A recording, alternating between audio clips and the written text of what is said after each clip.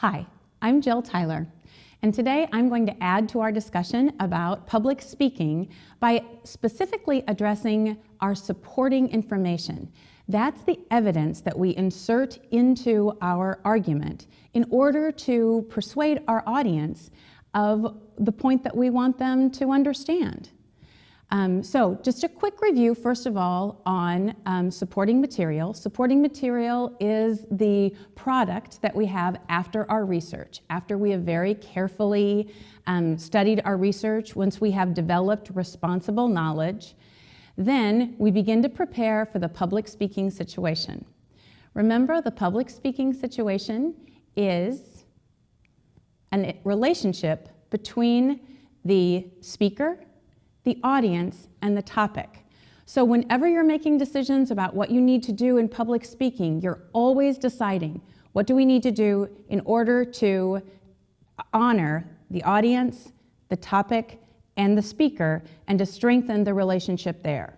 The speaker's always working for change, either to improve a social situation, to persuade or motivate the audience to take some kind of action or to adopt a belief, or together to celebrate a shared value.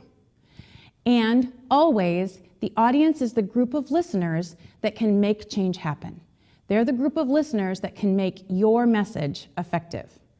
But even the friendliest of audiences will not make your message effective unless you give them reasons to, unless you give them all of the information that they need to commit to the change that you're trying to make. So we look at supporting evidence. There are several types of supporting evidence, and I'm going to talk about each one. I'll give you some examples, I'll give you some explanations of what they are. First of all, definition. A definition makes clear what you're talking about. It's a powerful way to really frame the issue for your audience. So, in borrowing some examples from previous speeches, let me talk about the idea of immigration, okay? We can talk about an immigrant, or we can talk about illegal aliens, or we can talk about refugees, or we can talk about undocumented residents. An immigrant is a person who comes to live permanently in another country. A refugee is a person who has been forced to leave their country to escape war, persecution, or a natural disaster. So that definition should come early on in your speech. You should be very clear about what it is you're talking about and make sure that you and your audience share the same definition.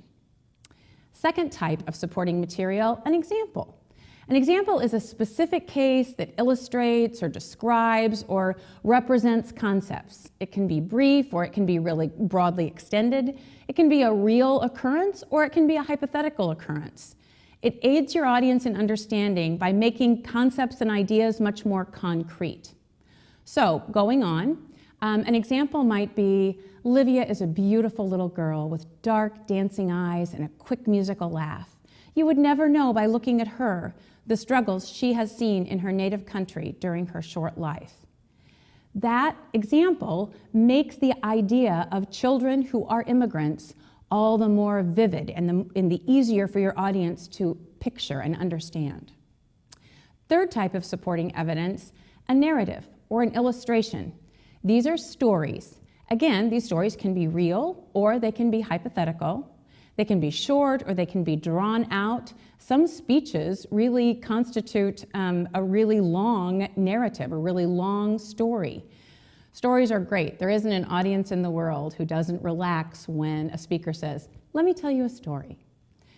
And a story can generate interest, can help the audience to identify with what you're talking about, and it also arouses emotion. Going back to our example of the speech about immigration, I might tell you, when the Morales family chose to leave Nicaragua, their first step was to collect the nearly $10,000 it would cost to pay someone to smuggle them across the border.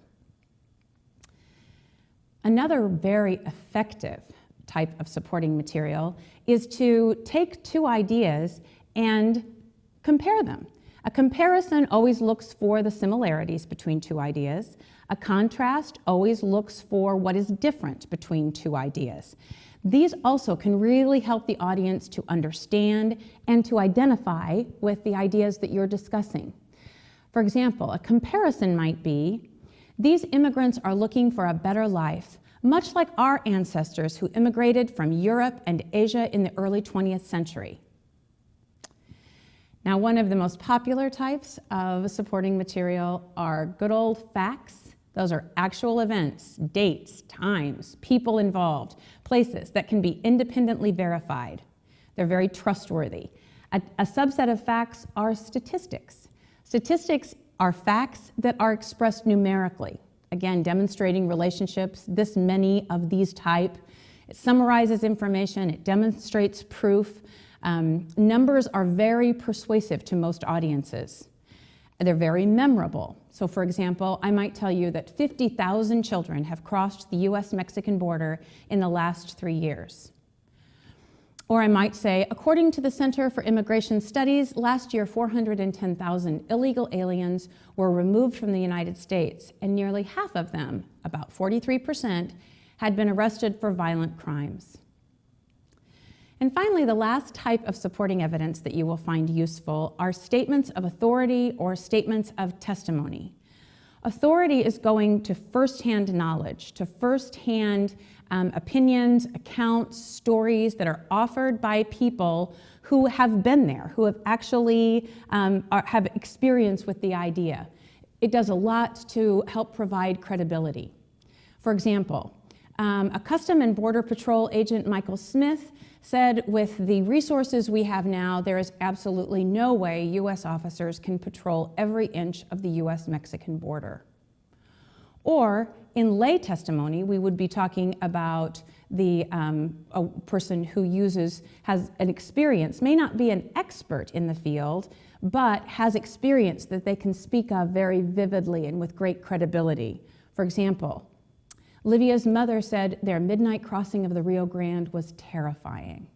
So those are several types, really great, credible types of supporting material, and some of the circumstances that you can use them for to really have the best impact on your audience. Definitions, examples, illustrations, stories, narratives, facts and statistics, as well as statements of authority and lay testimony.